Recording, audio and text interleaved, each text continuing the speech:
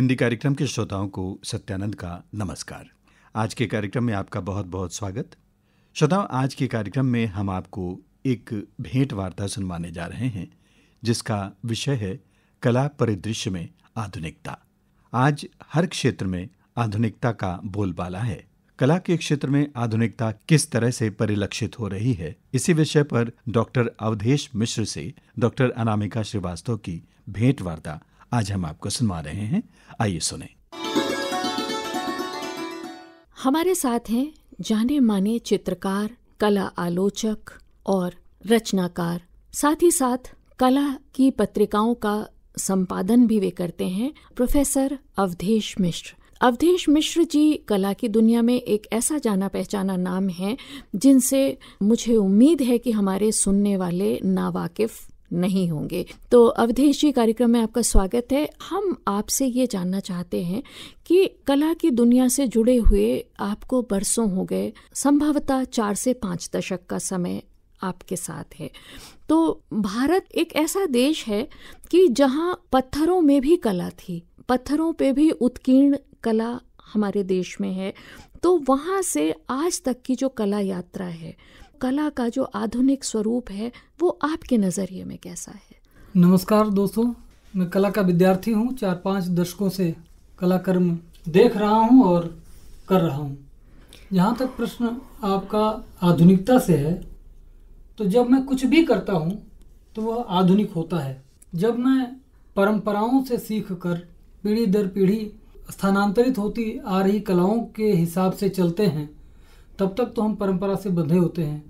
लेकिन जब उसमें मेरा स्व जुड़ जाता है, जब हम जुड़ जाते हैं, वहीं से कला आधुनिक होना शुरू हो जाती है। क्योंकि हम कुछ छोड़ते हैं और कुछ जोड़ते हैं। यही रचना है। रचना की मौलिकता भी यही है कि जो जैसा हम देख रहे हैं उसमें हम अपने को जोड़ें। जहाँ तक पत्थरों में मूर्तियों की बात आपने की, पत्थरों में मूर्तियाँ हैं, पेड़ों में मूर्तियाँ हैं, ज़मीन में, पृथ्वी में मूर्तियाँ हैं।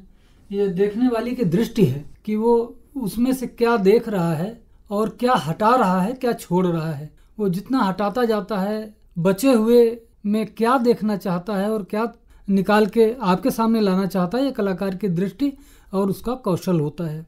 दृष्टि और कौशल जब बराबर मात्रा में सामने आती है, तभी एक रचना सफल होती है। जिसमें कौशल बढ़ जाए या विचार बढ़ जाए तो संतुलन बिगड़ जाता है। दोनों को बराबर मात्रा में सामने लाकर हम कुछ भी गढ़ते हैं, उसमें हमारे विचार समाहित होते हैं और हमारी क्राफ्टमैनशिप उसको शिल्प का रूप देती है। अवधेश जी, जैसे हमारे भारत में प्रचलित बहुत सी कला परंपराएं हैं। कांगड़ा शैली है, पहाड़ी शैली है, दक्षिण भारत की बहुत सी शैलियां हैं, जनजातीय शैलियां हैं। तो इनका एक टिपिकल स्टाइल है उस आर्ट को क्रिएट करने का। जैसे मधुबनी पेंटिंग्स की अगर हम बात करें तो मधुबनी कला जो थी वो उसका एक अपना स्वरूप था और वो दीवारों पे अंकित की जाती थी। लेकिन समय बदलने के साथ साथ वहाँ के लोगों ने सोचा कि कैसे हम इसे लोगों तक ले जाएं, और मधुबनी जो चित्र शैली थी वो साड़ियों पे आ गई, कपड़ों पे आ गई, कुर्तों पे आ गई, उसके कुशन बनने लगे। तो क्या इसे भी आप आधुनिकता का एक स्वरूप कहेंगे? आधुनिकता की मांग हो सकती है, आधुनिक लोगों की मांग हो सकती है, या ये फैशन हो सकता है, ये आज की ज़रूरत हो सकती है। लेकिन यह बाजारीकरण है, मुख्य रूप से बाजारीकरण है। बाजार उन चीज़ों को यहाँ तक लेके आ रही है, उसको सकारात्मक नकारात्मक पहलू अपने अपने दृष्टिकोण के हिसाब से देख सकते हैं, लेकिन यह बाजार द्वारा लाई गई चीज़ें हैं। लेकिन क्या आपको नहीं लगता कि कला का जो एक स्टाइल था, क्योंकि उस समय व्यावसायिकता नहीं थी और लोगों को अपनी रचनात्मकता को व्यक्त करने के लिए दीवारें मिलती थी और वो दीवारों पे चित्रों को अंकित करते थे, लेकिन उस चित्र शैली को, भाई दीवारें तो हर जगह नहीं ले जाई जा सकती थी। तो मुझे लगता है कि जो लोगों का नज़रिया है कि कला को कैसे हम विस्तार दें, तो इसे बाजारीकरण के साथ क्या आप विस्तार भी कह सकते हैं? हाँ, विस्तार तो होता है। दरअसल जो पटल होता है, जो हमारा सरफेस होता है, वो कला के लिए सरफेस कुछ भी हो सकता है, सतह कुछ भी हो सकती है, वो दीवार भी हो सकती है, वो कैनवास भी हो सकता है, वो कपड़ा भी हो सकती है। कैनवास मतलब कपड़ा, हाँ, कुछ भी हो सकता है। कुछ भी हो सकता है।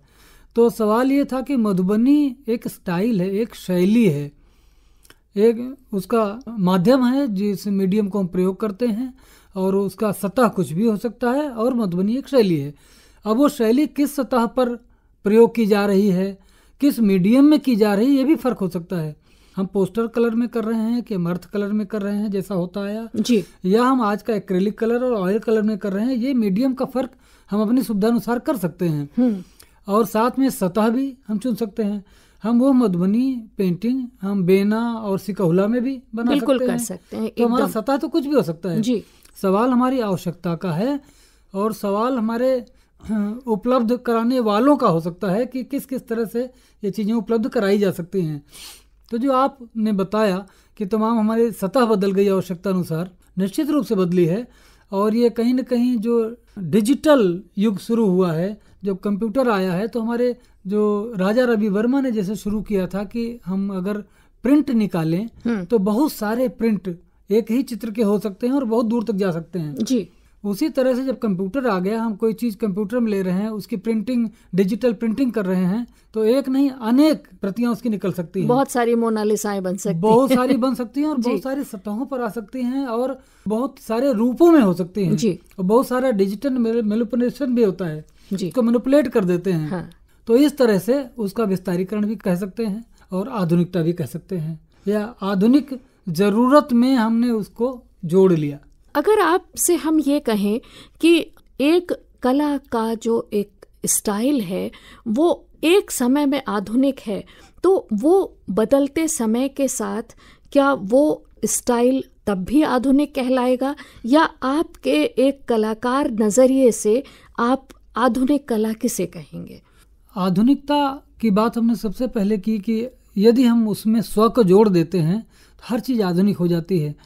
कल को जो हम आधुनिक मान रहे थे, जब हम पारंपरिक कलाओं में चल रहे थे और हमारे विषय निश्चित थे, हमारे मीडियम निश्चित थे, हमारे सरफेस निश्चित थे, उनमें से जब हम लोगों ने विषयों पर छूट ली कि जो हम आदर्श सौंदर्य को पेंट किया करते थे, उससे हटकर जब हम आम जीवन को पेंट करने लगे, वहाँ से आधुनिकता मानी जाने लगी, क्योंकि हमने विषयों में छूट ले ली और उसको स्वीकार्यता मिल गई। जी।